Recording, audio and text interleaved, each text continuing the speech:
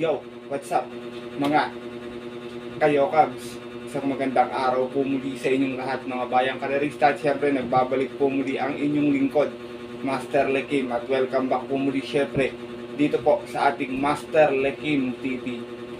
Bago ko po simulan tong ating video ngayong araw bayang karerista, make sure dapat nakalike na po tayo at nakasubscribe. Huwag niyo pong kalimutan hit yung notification bell or bell icon sa baba nitong ating video na to para always po kayo mag-i-updated sa mga susunod ko pong mga i-upload na video. Nag-upload po tayo ng video bayang karerista natin mga konting silip at Yamado or Dihado, mga dapat abangang kabayo. Pwede rin mga Yamado or Dihado at syempre mga upcoming racing events po dito sa ating dalawang karerahan na PJC at MNTCI. Kaya kung interesado ka, bago ka pa lang, huwag mo kalimutang i-hit yung bell icon para palagi ka mag-i-updated sa aking mga susunod na upload na video. Maraming salamat sa pagsubaybay, pag-support at pag-abang palagi mga bayang karerista. At syempre, ngayong araw, meron po tayong muling konting silip at giya. Konting race analysis sa karera para po ngayong araw ng linggo. Have a blessed Sunday sa inyo lahat mga kayokabs. July 12, 2026. Dito pa rin tayo sa MNTCI Malbar, Batangas. Meron po sila inihandang 9 races. Magsisimula po sa ganap na alas 2 ng hapon. Bagamat wala tayong main highlight race ngayong araw ng linggo, meron lamang tayo dito mga ilang konting special race mga bayang karerista, invitational race. Distansya pa rin natin, siyempre 1400 meters. Medyo makapal ng konti ating lineup. May isa akong panolo na yun, hinabangan ko nga po na sinabi ko sa inyo na pwedeng magkita-kita sa Prince Cup. Ito, nagkita na yung dalawa itong araw ng linggo. At sana mga bayang karerista, makadihado tayo, maging gabay ito na syempre hindi ko na rin papatagalin agad dyan. Tara, puntahan natin agad ito matapos lamang syempre ating maikling intro. Kaya let's go mga kayo ka.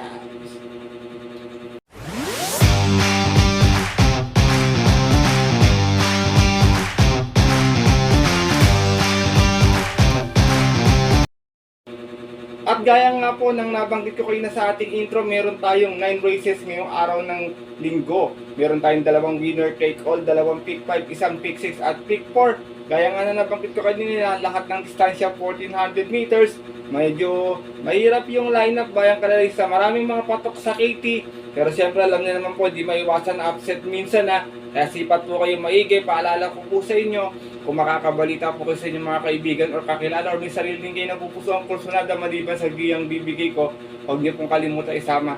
Yan yung magiging diskarte at mga rota. Kaya ito, simulan ko na rin agad. Siyempre, di na po ako papatumpik-tumpik pa.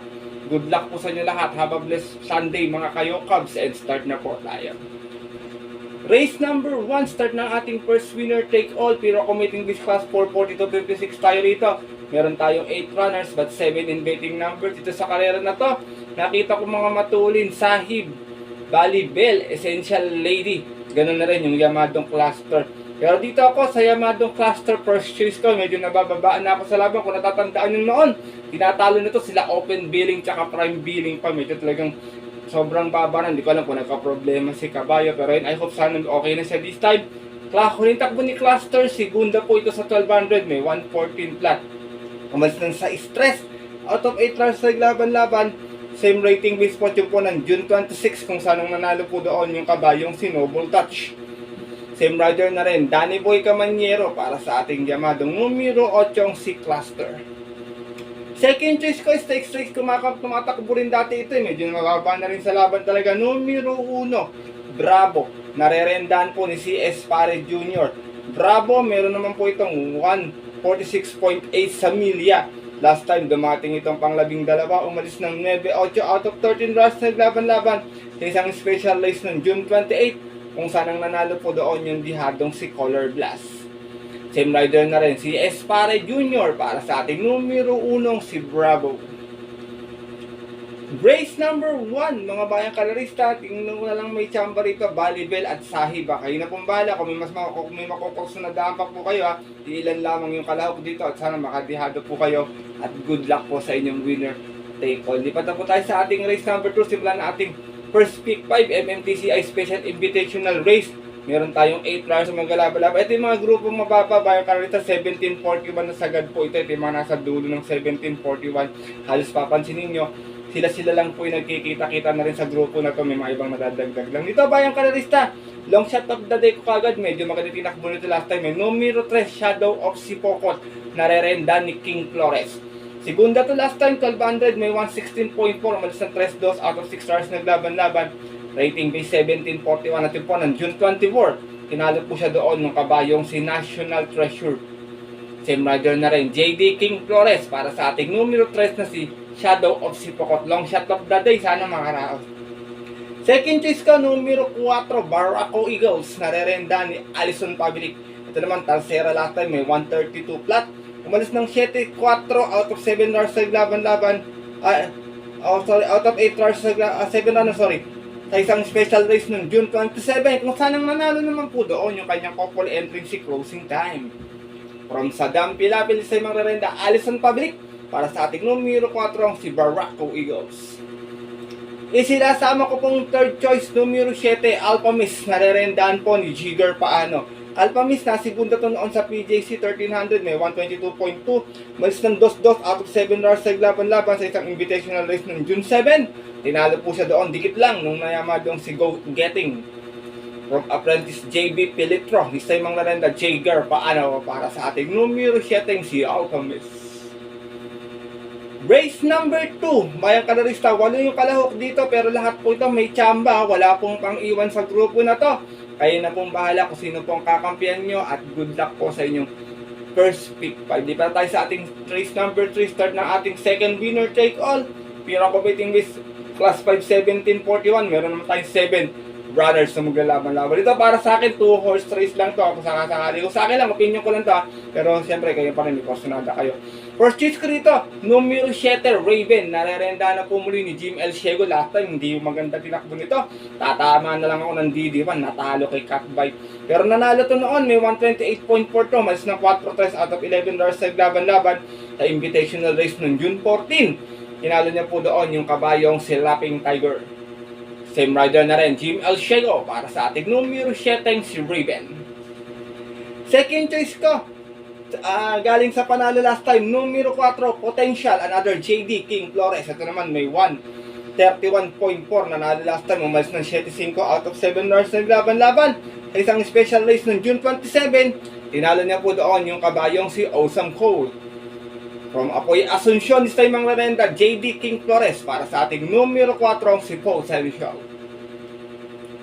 Race number 3, bayang kalarista, tingin ko para sa akin, outsider lang, Daijobo Express, sa peri natitirang 7 ay 6, lahat may panalo. Sipat kayo maigi, kahit DD1 lang kaladkad kayo, bayang kalarista, at good luck po sa inyong winner take all. Di para tayo sa ating race number 4, start na ating pick 6 event, milya ang ating distansya, sa itong pira committing with class 271 to 83, meron lamang tayong 5 brothers na maglalaban-laban. Dito sa kalera to, tatlo na kita ko matulin, 1, 2, 3. Kung hindi magbibigayan, pwedeng magkaubusan. Bakit si King James, pinarimate last time yan, impressive yung panalo, remate.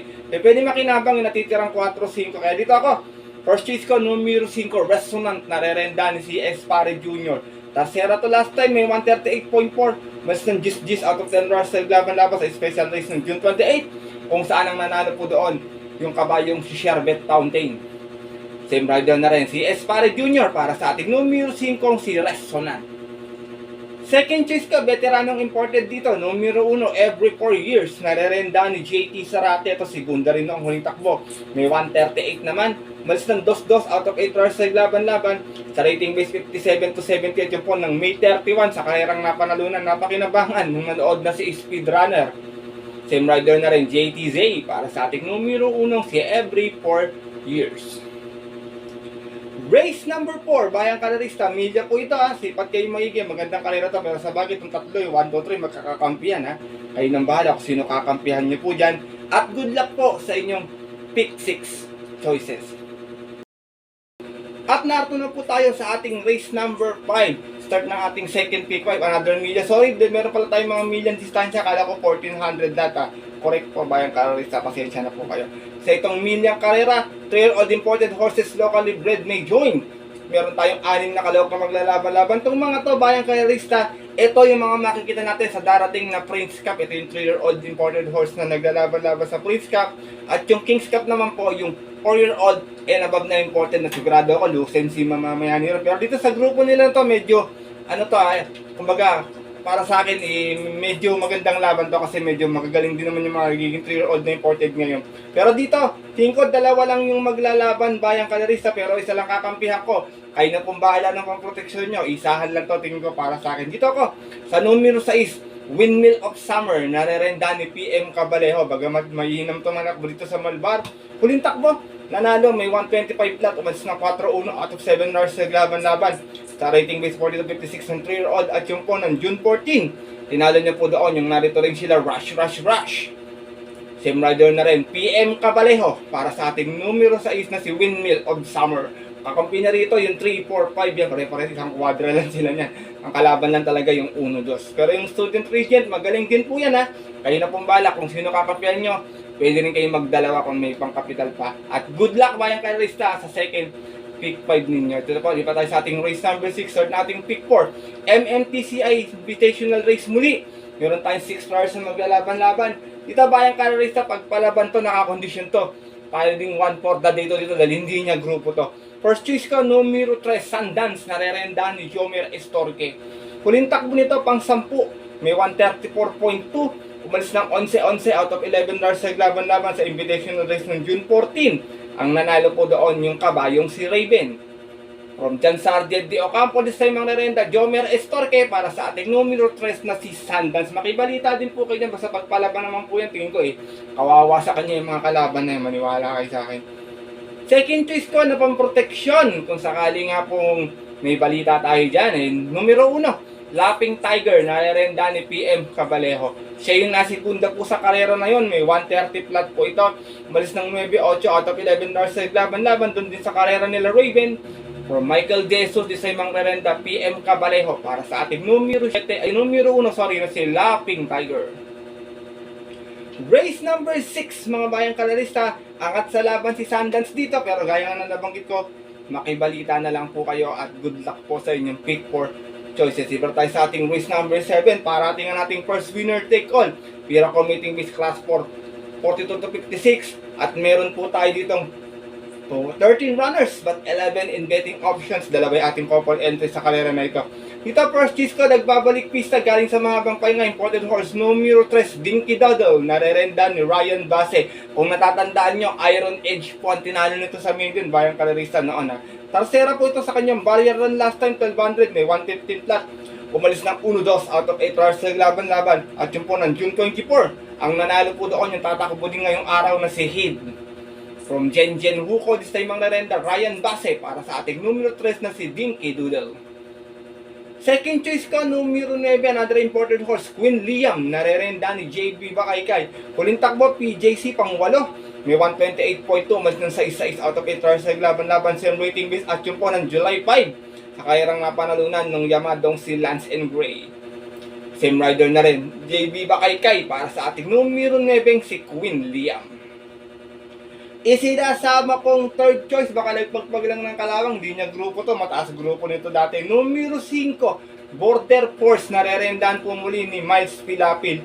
Last run nito pang 4, may 128.6 lamang, umalis ng 8-4 out of 8 hours sa laban-laban sa isang special race ng June 27. Ang nanalo po doon, yung narito rin si Batang Kangkalu. Same rider na rin, Miles Pilapil para sa ating numero 5, si Border Force. Race number 7, mga bayang kalarista, tingin ko baka magkaroon ng early speed battle ito mula sa 2 at 12. Ayan, may mga re-remating ko sakasakali. Crown Prince, matapang sa laban yan. Hindi rin basta-basta ang mga tinatalo din yan, bayang kalarista. Sting, yan, pwede pag sumalida, malaki rin yung panalo. Pero palala, sipat na lang kayo maigi dito, bayang kalarista. At good luck po sa inyong race number 7. Dako na tayo sa ating penultimate race ngayong araw ng linggo. Another Milya Pulimala ito. Pira committing base class 357 to 70. Meron tayong 10 runners but 8 in betting options lamang. Siyempre dito first choice ko, numero 4, stakes race campaigner, Ace of Diamonds, narerendaan po ni Jomer Estorque, 58 yung peso. Galing to sa panalo last time sa PJC, may 115 plus sa 1300 meters, bandera tapos 1-1.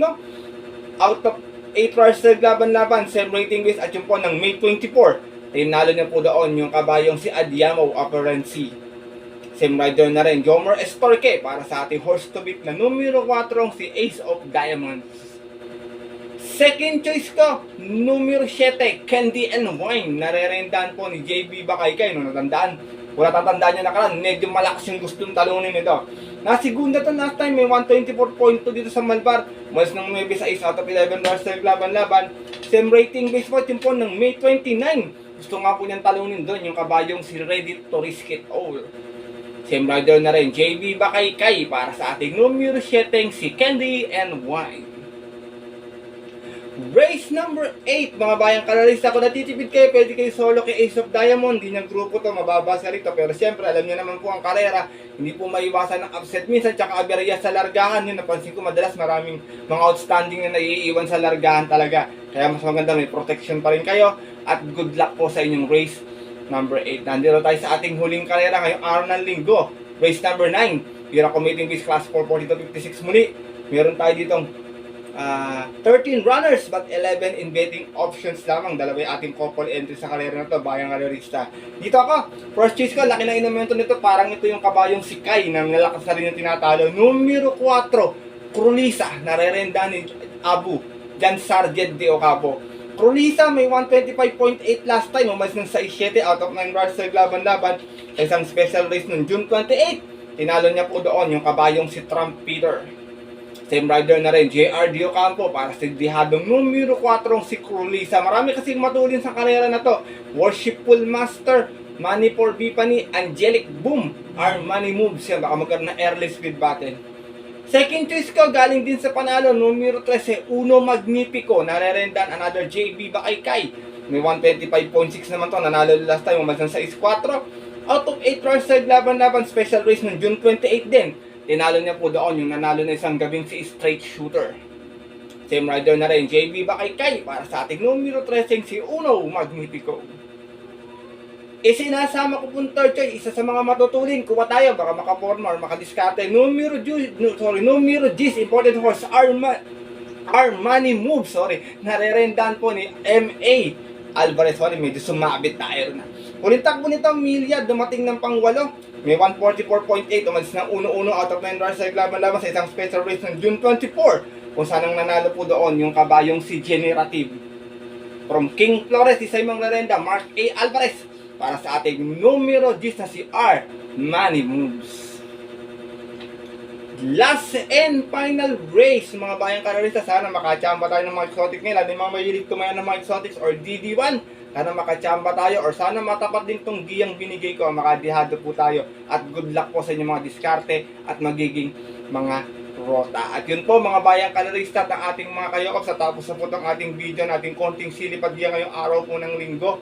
Na sana po makatulong po sa inyong diskarte at pananaya. Pwede nyo pong sundin to kung kursunada nyo or medyo diadista po kayo. Kung hindi po, wala pong problema. Aminado naman po ako na minsan hindi po natatapat yung ating diya. Minsan naman po nakakadihado tayo, nakakatulong tayo sa bayang karerista. Siyempre, pagdating po ng tayaan sa takilya, mas mananaig po rin siyempre yung sarili nyo pong napupusuan at sarili nyo pong kursunada, and always po, kayo pa rin yung masusunod.